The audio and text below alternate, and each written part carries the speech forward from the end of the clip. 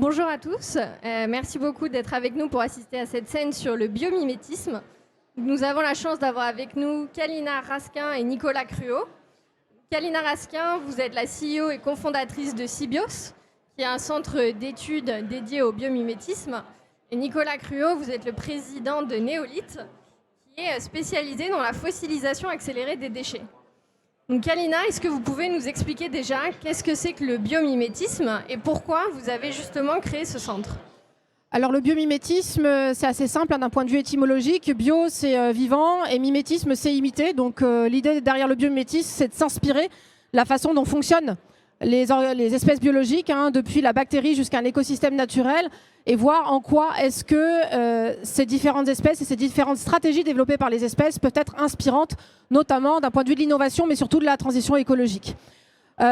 C'est une discipline, c'est une approche interdisciplinaire qui va réunir des biologistes et d'autres disciplines, qui va réunir toute une série de parties prenantes. La recherche académique, la R&D du monde économique, industriel, de la start-up au grand groupe, l'enseignement supérieur, les politiques publiques. Et il faut que tout ça puisse être mis en œuvre et que tout ça puisse être coordonné pour pouvoir faire en sorte que le biomimétisme se déploie pleinement.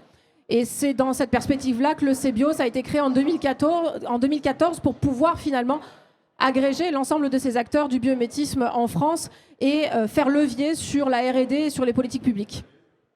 Comment vous avez découvert le biomimétisme ? À titre personnel ? À titre personnel, moi j'ai la chance d'avoir une formation interdisciplinaire. Je suis ingénieur physico-chimiste de formation. Ensuite, j'ai fait une thèse de biologie. Et donc, je connaissais le biomimétisme d'un point de vue de la recherche et de l'innovation. Et j'ai eu la chance de lire un livre remarquable, celui de Janine Benyus, qui s'appelle Biomimétisme, Biomimicry en anglais, et qui apportait un nouveau regard sur cette approche, à savoir l'opportunité que représentait le cahier des charges du vivant. Si on regarde la façon dont les systèmes biologiques fonctionnent, à l'énergie solaire, savent séquestrer le carbone, savent fabriquer de la matière à température et pression modérée, font de la chimie douce, sont extrêmement performants dans la gestion de l'eau ou encore dans la gestion de l'information et du signal. Si vous regardez ce cahier des charges du vivant, eh ben, c'est exactement le cahier des charges de la transition écologique. Et ça a été vraiment une très enthousiasmant pour moi de pouvoir lire ce livre. En France, à l'époque, il y avait des ONG, des chercheurs, bien sûr, qui se battaient pour pouvoir faire croître cette démarche-là, mais il n'y avait pas encore, on va dire, d'organismes reconnus qui agrègent l'ensemble des parties prenantes, comme je le disais tout à l'heure, pour pouvoir mener à bien cela. Et donc, c'est dans cette perspective-là que j'ai cofondé et pris la direction du Cybios il y a maintenant quelques années. Merci beaucoup. Nicolas, vous, du coup, vous avez monté une entreprise qui développe une solution innovante basée sur le biomimétisme. Est-ce que vous pouvez nous expliquer comment vous est venue la jeunesse du projet et ce que vous faites concrètement et les applications que ça peut apporter à des entreprises ?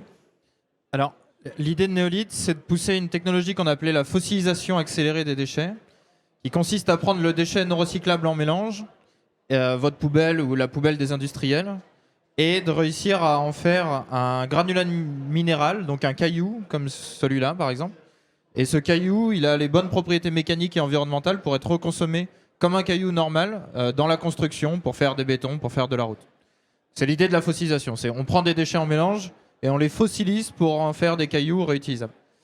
Et pourquoi fossiliser ? Parce que c'est un mot qui n'a pas été pris au hasard. On a cofondé cette start-up, donc on est aujourd'hui à peu près 160 salariés. On a créé ça avec 2 associés en 2019. Et l'idée, à la base, elle est venue de mon père, qui est un de mes associés aujourd'hui, et qui est maçon tailleur de pierre de formation. Donc il a 62 ans aujourd'hui, donc il a taillé toute sa vie les châteaux de la Loire.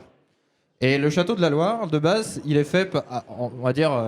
la pierre typique du château de la Loire, c'est la tuffe, donc le tuffeau, qui est une pierre calcaire.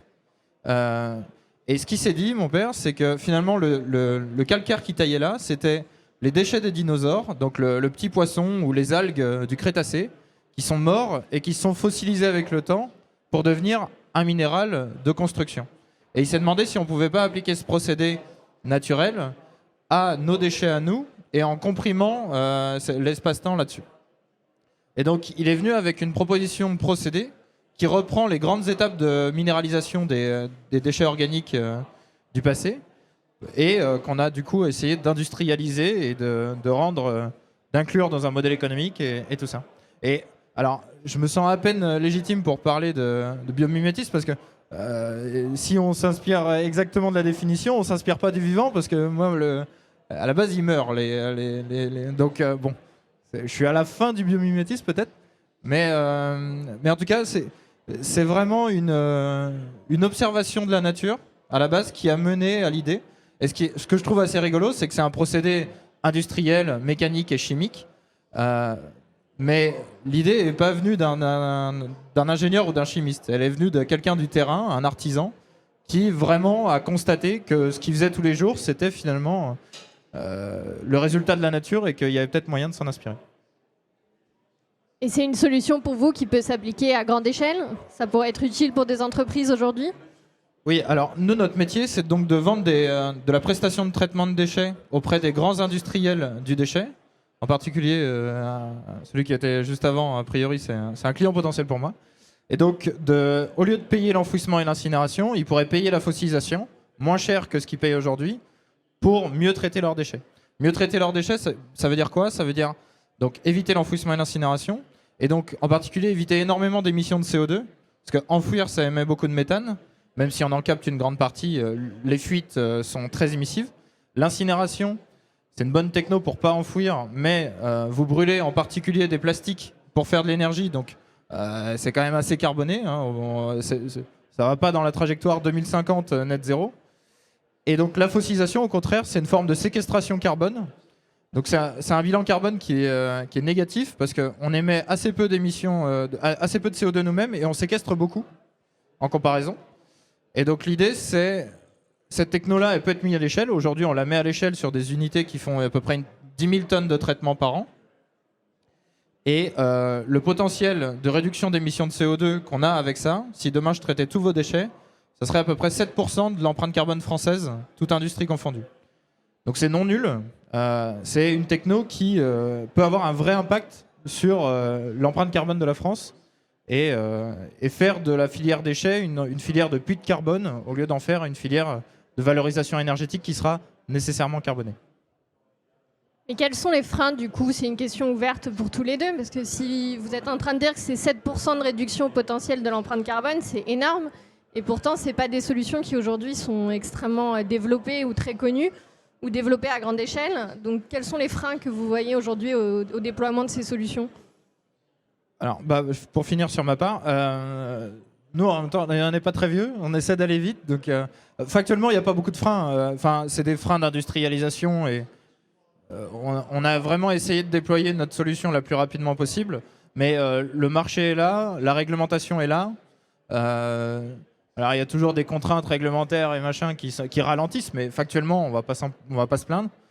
Donc après, c'est juste une exécution. Donc l'idée, c'est, on sait que on est dans le sens du courant.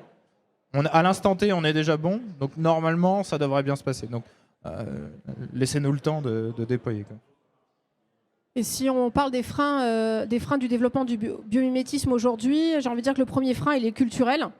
C'est-à-dire qu'aujourd'hui, il y a une certaine arrogance de la part de l'espèce humaine à se dire qu'il y a peut-être des espèces autres que sa propre espèce qui est potentiellement intéressante à regarder et qu'on peut apprendre d'un champignon, qu'on peut apprendre de plein d'autres espèces. Donc il y a une forme d'arrogance et de déconnexion culturelle au vivant. Ça, c'est un point presque philosophique. Il y a un second frein qui est celui de la formation.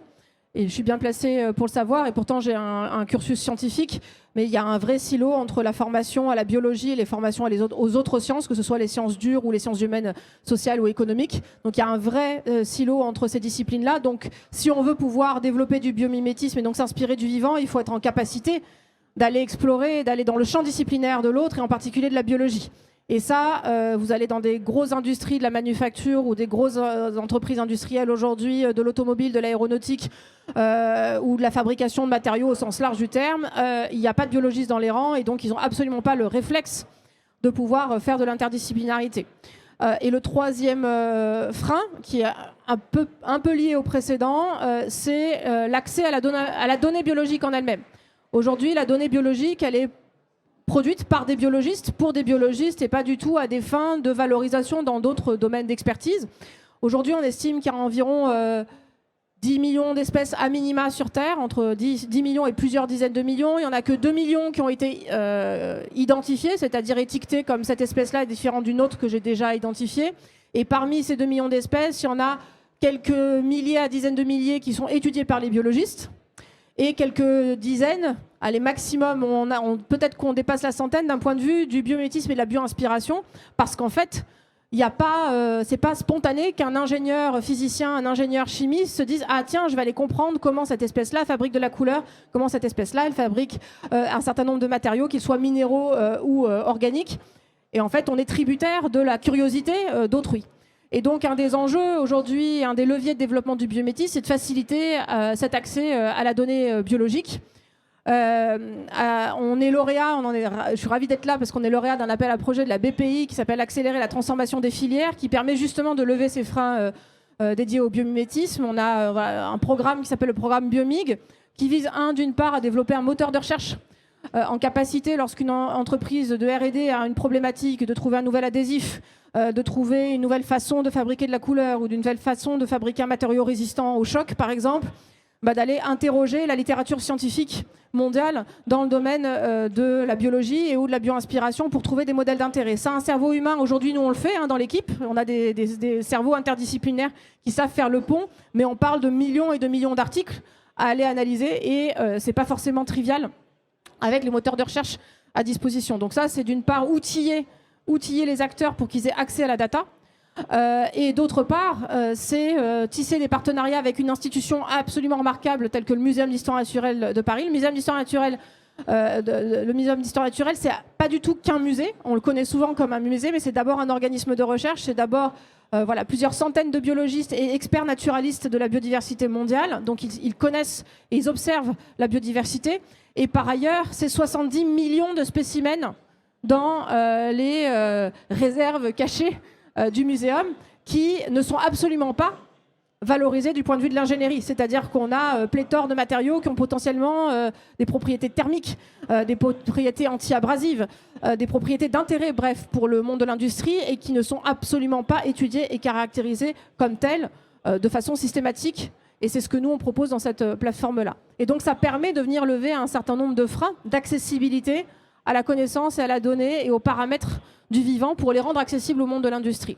Et en fait, l'espoir qu'on a, c'est que si vous êtes intéressé un petit peu par le biomimétisme, on tombe toujours autour des mêmes exemples. Le martin pêcheur qui inspire le TGV japonais, le velcro inspiré de la fleur de bardane. Enfin, il y a quelques exemples comme ça qui reviennent systématiquement, alors qu'on a au moins 10 millions d'espèces à disposition, entre guillemets, sous nos yeux.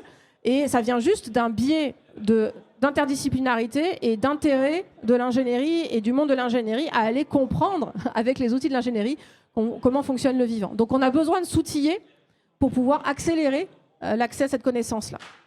Et si je peux peut-être ajouter une expérience personnelle là-dessus, je pense que les ingénieurs ont un très gros manque de culture là-dessus. Moi, j'ai une formation ingénieur méca, physique et compagnie.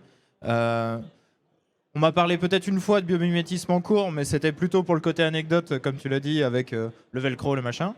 Et on s'arrête là, quoi. Enfin, la bio, c'est la frontière, il y a une muraille, et la bio, oh non, la bio, quand même. C'est de la chimie empire, quoi. C'est compliqué, quoi. Et donc, les ingénieurs, je pense, s'intéressent assez peu à ça. On est plutôt en train de réfléchir, dans notre monde d'ingénierie, à se dire, qu'est-ce qu'on savait faire avant, qu'est-ce qu'on peut un peu améliorer. Mais moi, j'ai commencé à m'intéresser à la biologie parce que ma compagne a fait une thèse en bio et quand elle a commencé à m'expliquer, en me traduisant pour moi ingénieur ce qu'elle faisait, en fait, on se rend compte que l'ingénierie qui est derrière, elle est monstrueuse. Enfin, les trucs savent faire des choses, nous, on peut pas essayer de faire la même chose. Enfin, on n'y arriverait pas. Donc, je pense qu'il y a aussi cette traduction-là dans la formation, essayer d'analyser. Parce que pour qu'un ingénieur s'y intéresse, il faut quand même que ça soit traduit dans sa façon de penser.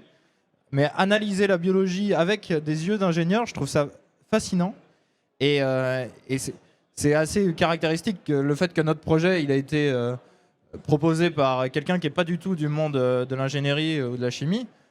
C'est une preuve que ça va pas bien. Parce que normalement, c'est des technos qui auraient dû être trouvés par des ingénieurs. C'est pas un tailleur de pierre qui devrait se réveiller un jour en se disant et si on faisait ça. Donc moi quand je vois que c'est un tailleur de pierre qui a monté ça, je me dis les opportunités manquées potentielles derrière, elles sont faramineuses parce que mon père il est pas scientifique machin, il a eu sa bonne idée, mais s'il y avait vraiment un troupeau d'ingénieurs qui s'intéressaient à la situation avec toutes leurs compétences et leur câblage théorique, ils devraient quand même pousser pas mal d'idées. Donc c'est un peu du gâchis, quoi. Et je pense qu'en creusant un peu chacun et avec les ressources que typiquement tu peux apporter, il y a tout un tas de choses à trouver. Et par chance, on commence à avoir des formations d'enseignement supérieur qui se développent dans ce domaine-là, dans le domaine du biométisme. En 2020, 2 formations, et que en 2020. Pendant quelques années, on envoyait nos meilleurs cerveaux en Allemagne et en Suisse qui sont plus avancés sur ce sujet du biométisme et qui ont donc des formations d'enseignement supérieur depuis bien plus longtemps que nous. Mais ça y est, on en a. Et donc, il y a 2 masters qui ont été créés. Un master à l'école de design industriel de la ville de Paris, les Ateliers, qui s'appelle Nature Inspired Design, et à l'université de Pau et des Pays de l'Adour sur les matériaux bio-inspirés, et des modules qui commencent à arriver dans la plupart des grandes écoles d'ingénieurs ou des universités. Donc, les choses progressent. Et à titre personnel, ma découverte aussi par mon métier autour du CBIOS, c'est évidemment l'interdisciplinarité. Mais il ne suffit pas de mettre les disciplines autour de la table, de secouer pour que le miracle se produise. En fait, on s'aperçoit que ces personnes-là fonctionnent en silo depuis tellement longtemps qu'elles n'arrivent plus à se parler entre elles. Il y a un problème de langage, d'une part. Et puis, par ailleurs, on a ce travers d'un manque de créativité, surtout quand il s'agit d'innovation de rupture. Parfois, quand on va voir des industriels et qu'on leur, par rapport à une problématique donnée, qu'on leur explique 20, 30 stratégies du vivant remarquables qui pourraient les inspirer pour ce qu'ils sont en train de faire, ils se disent « Ah, mais c'est absolument génial », mais ils n'arrivent pas à le transférer pour leur propre domaine.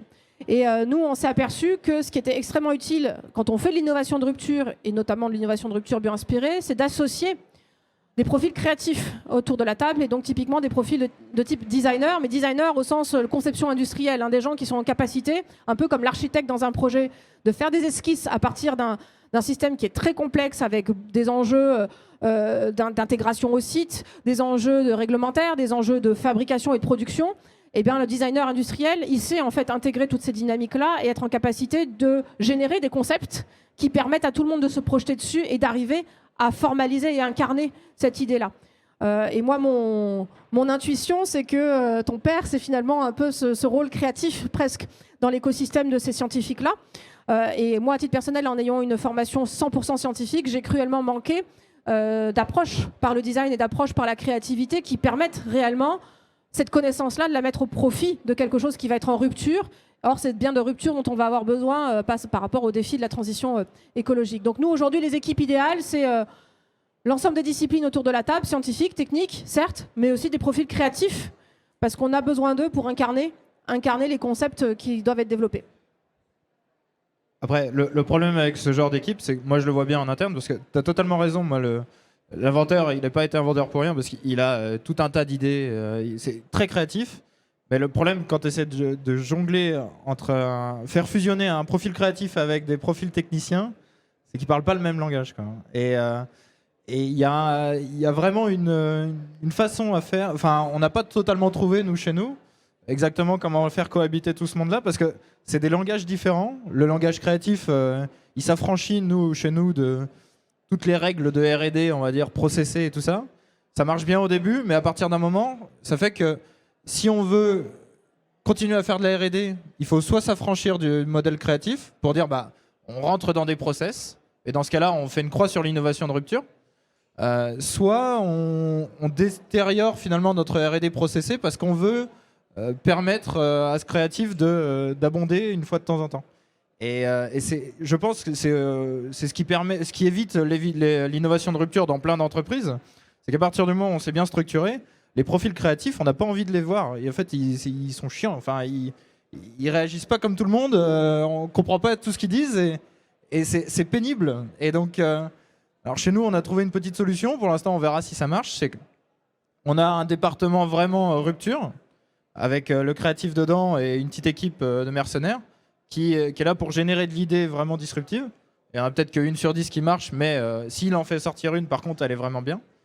Et on a une R&D plus naturelle, on va dire, qui peuvent aussi avoir des très bonnes idées disruptives, mais plus processées, plus ingénieurs. Et on essaie de faire cohabiter les deux, parce que s'ils bossent trop au jour le jour ensemble, ils vont se pourrir. Mais si on arrive à juste faire qu'ils aient des liens et qu'ils échangent des idées, ça a l'air de mieux se passer. Mais c'est vraiment pas simple, parce que c'est des profils tellement différents que c'est pas naturel qu'ils travaillent ensemble. Mais heureusement, à mon sens, tous les processus, notamment liés j'en reviens à cette question du design industriel, aujourd'hui, c'est des choses qui sont assez formalisées. Et on a la chance d'avoir aujourd'hui cette créativité qui bénéficie maintenant de modalités, en fait, pour pouvoir s'exprimer et pour pouvoir justement dialoguer avec d'autres typologies de profils. Et donc, en fait, ce mariage entre des structures de R&D plus conventionnelles et on va dire des profils plus créatifs, heureusement que depuis quelques années, on commence à avoir des canevas qui permettent, je remercie toute la recherche qui est faite dans le domaine du design et qui permet d'arriver à du management de l'innovation intégrant l'ensemble des profils autour de la table, dont les biologistes. Donc on comprend qu'il y a un potentiel d'innovation vraiment énorme, mais qui est sous-exploité pour l'instant. Et donc si par exemple demain j'ai une participation BPI qui me dit j'ai envie d'utiliser le biomimétisme comme levier pour ma transition, comment on fait pour la faire démarrer justement ? Alors il y a plein de façons de faire. Juste aussi peut-être pour préciser, le CBIOS, on a basculé, c'était volontaire et presque militant. On était association la 1901, très proche d'un pôle de compétitivité.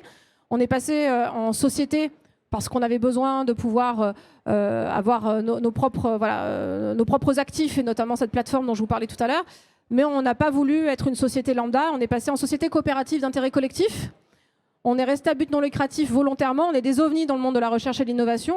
Être coopératif d'intérêt collectif et à but non lucratif et mener des travaux de recherche et d'innovation en partenariat avec les grands acteurs de l'industrie française, c'est pas trivial. C'est pas trivial, mais du coup, ça permet d'avoir autour de la table l'ensemble des acteurs pour pouvoir finalement s'approprier le biomimétisme brique par brique, segment par segment. Donc ça peut être ne serait-ce que déjà de se former au sujet. Et donc je disais, il y a de l'enseignement supérieur, mais il y a aussi la formation pro. Et on a des acteurs autour de la table, l'Institut des futurs souhaitables par exemple, et d'autres qui sont en train de développer des formations métiers et ou généralistes sur ce sujet du biomimétisme. Ensuite, ça peut être des ateliers de créativité. Ça peut être derrière faire des études plus approfondies, développer des collaborations de recherche avec le monde académique en fonction du niveau de maturité du modèle qu'on va trouver, et où avec des startups. On a la chance d'avoir en France des startups remarquables. C'est très intéressant parce qu'on a plein de startups de la deep tech française aujourd'hui. Donc la deep tech étant cette innovation issue de la recherche fondamentale. Parmi les meilleures deep tech françaises aujourd'hui et qui sont largement encensées par les médias, il y en a plein qui sont issus du biomimétisme, mais ce n'est pas encore l'axe de marketing principal de ces boîtes-là, mais il y en a plein qui sont issus du biomimétisme. On peut parler Vous avez des exemples ? Prophétie, par exemple, qui développe des capteurs optiques bio-inspirés. Vous avez Haribal qui fait la même chose, des capteurs olfactifs bio-inspirés. Vous avez dans le domaine de la santé Titium qui développe des cols chirurgicales bio-inspirés. M2I Life Science qui fait de la lutte contre les ravageurs de récolte en imitant les molécules, les phéromones par lesquelles les ravageurs communiquent entre eux, et donc ils viennent comme ça interférer avec cette prolifération-là. Il y a un rapport qui est sorti, pour ceux que ça intéresse, qui s'appelle Biomime Invest, qui a été publié par un confrère qui s'appelle Alain Renaudin, et qui a fait un superbe travail de référencement de toutes ces deep tech françaises, Biomime Deep Tech française. Donc on est à plus de 600 millions d'euros de levée de fonds en 3-4 ans pour ces quelques startups-là. Donc il y a de la collaboration possible avec ces startups-là. Et puis ensuite, il y a des programmes collaboratifs. Nous, on croit beaucoup aux programmes collaboratifs inter-entreprises. Ça va faire maintenant 8 ans qu'on accompagne les entreprises, plus de 150 projets, plus de 2000 modèles biologiques analysés. On voit que les mêmes thématiques reviennent systématiquement, c'est toujours quasiment les mêmes sujets, les mêmes enjeux de l'industrie. Et donc, nous, on pousse à la collaboration interindustrielle, voire entre concurrents, pour pouvoir justement être en capacité de venir faire de l'amorçage de certains projets qui sont des projets à plus haut risque et sur lesquels il y a besoin justement de cette innovation de rupture et de cette exploration de rupture. Donc, il y a plein de façons en fait de pouvoir s'approprier ce biomimétisme-là. Les délais de mise en œuvre, c'est très varié. Nous, on a des sujets qui sont toujours en cours depuis 5 ans parce que ça nécessite de la recherche fondamentale. Et il y en a d'autres sur lesquels le brevet a été déposé en 18 mois. Donc on a vraiment tout l'éventail des possibles en termes d'application. Ça dépend vraiment de la maturité du sujet, de l'enjeu normatif et réglementaire autour de l'innovation. Mais voilà. Rapprochez-vous de nous si vous voulez avoir plus d'informations autour de comment s'approprier ce sujet du biométisme, parce que c'est notre mission et notre raison d'être que de faire en sorte que les acteurs soient en capacité de se l'approprier. Et Nicolas, vous travaillez avec d'autres justement startups qui travaillent aussi dans ce domaine-là pour aider tout le monde à grandir? Non, pas vraiment. Et puis j'ai pas grand-chose d'intéressant à dire sur cette question-là, donc je pense qu'Alina a fait un super travail, donc je vais m'abstenir. Quelles sont les perspectives que vous voyez pour justement l'avenir du biomimétisme, vos futurs projets pour Néolith? Alors, moi je vois toujours que de ma fenêtre, hein, parce que nous on cherche à pousser énormément. Alors dans la chimie minérale, il y a énormément de choses à faire dans le biomimétisme. Et on est assez persuadé que les acteurs historiques de la chimie minérale, que ce soit les grands cimentiers ou ce genre de personnes, ont assez peu utilisé finalement un puits de connaissances qu'il y a là-dedans. Donc nous, on a un laboratoire d'à peu près une grosse cinquantaine de personnes aujourd'hui en chimie minérale, en sciences des matériaux. Et il y a une partie non nulle de chercheurs et d'ingénieurs qui travaillent sur de la R&D vraiment pure là-dessus pour aller chercher les liants de demain et ce genre de choses. Donc avec une grosse partie bio-inspiration. Et pour moi, alors c'est comme ça que je me le théorise, mais c'est comme si on avait alors je suis amateur de science-fiction, donc c'est comme si on avait une technologie extraterrestre avec tout son potentiel, et qu'aujourd'hui, donc qui était là, on pouvait l'étudier et essayer de la rétro-ingénierer, et qu'aujourd'hui on s'abstenait de le faire parce qu'on est bien dans notre truc, on comprend mieux notre techno, donc on va pousser notre techno. Et à partir du moment où on se dit que finalement toute cette technologie qui est là, si on l'observe, on peut peut-être en extraire des choses et rétro-ingénierer des choses, je pense que ça nous ouvre quand même un potentiel monstrueux. Donc c'est vraiment avec cette approche-là qu'on essaie d'aborder le biomimétisme, mais à notre toute petite échelle à nous. Je suis beaucoup moins pertinent que tout ce que tu peux dire là-dessus, mais en tout cas, c'est comme ça que je le vois. Donc moi, je vois pas... Parce qu'au début, ça peut sembler très théorique. Moi, la première fois qu'on m'en a parlé, j'avais même pas compris exactement ce qu'on faisait ça, mais la première fois qu'on en a parlé, ça m'avait l'air un peu théorique, quoi, le biomimétisme. T'as 3 exemples, bon, bah voilà, quoi, très bien, c'est sympa, on fait un peu pareil que la nature, et point barre. Mais la réalité, c'est que c'est très peu... Enfin, il y a une profondeur dans le sujet qui est monstrueuse et qui mériterait qu'on se pose tous un moment la question, surtout si on est ingénieur, de savoir exactement qu'est-ce qu'on pourrait faire, qu'est-ce qu'on fait dans notre métier, comment c'est fait dans la nature, des fonctions similaires, et voir s'il n'y a pas moyen de raccrocher des wagons, quoi. Comme il nous reste 2 minutes, est-ce que vous avez des questions? Pas de questions. Est-ce que vous voulez dire quelque chose en conclusion, ou tout était... Moi, je voudrais dire après, dans les next steps qui pourraient être celles du biométisme, c'est bien sûr qu'il y ait une adoption de plus en plus large de ce biomimétisme-là, qui soit connu, et d'autre part, quand une fois qu'il est connu, c'est que les acteurs mettent le pied à l'étrier pour s'approprier la démarche. Par ailleurs, à titre personnel, j'ai beaucoup d'attentes vis-à-vis aussi des politiques publiques en faveur du biométisme. Il faut voir que l'Allemagne, ils se sont positionnés d'un point de vue des politiques publiques il y a plus de 20 ans sur ce sujet du biométisme. La Suisse également. La Suisse, c'est le plus gros financement jamais accordé par l'Agence nationale suisse pour la recherche. C'est dans un centre dédié au biométisme appliqué aux matériaux. En France, on a tout ce qu'il faut. On a les 250 équipes de recherche, mais il n'y a pas de financement fléché. Et la difficulté, dès qu'on fait de l'interdisciplinarité, s'il y en a qui connaissent un peu, c'est qu'on rentre jamais dans les cases, notamment de ces appels à projets-là. Donc il y a un enjeu que ces politiques publiques, elles soient en capacité aussi d'intégrer de façon plus fléchée ce sujet du biométisme. C'est ce qu'a fait l'Allemagne, c'est ce qu'a fait la Suisse. Ils ont fléché à l'amorçage un certain nombre de financements. Un, pour faciliter la recherche fondamentale dans le domaine, parce qu'une fois de plus, en recherche fondamentale, c'est quand même plus compliqué de faire du biométisme. Or, on en a besoin. Et par ailleurs, il y a besoin d'accompagner des startups et des entreprises avec des projets à faible maturité technologique pour qu'elles puissent se maturer. Et j'ai la conviction qu'il y a un moment donné, il y a besoin de ces financements dédiés à l'amorçage sur une approche en rupture comme celle-ci, méconnue, assez largement méconnue. pour pouvoir ensuite impulser une démarche qui, elle, s'entretiendra et qui n'aura plus besoin de ce levier des politiques publiques.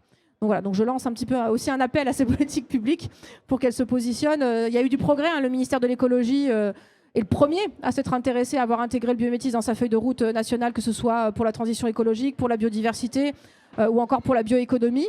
Le CNRS l'a inscrit comme un de ses 5 piliers stratégiques à horizon 5 ans. C'est inscrit dans France 2030, c'est dans le discours du président de la République. Voilà. Maintenant, on attend la mise en œuvre opérationnelle de tout ça. Merci beaucoup à tous les deux. Merci. Merci à vous.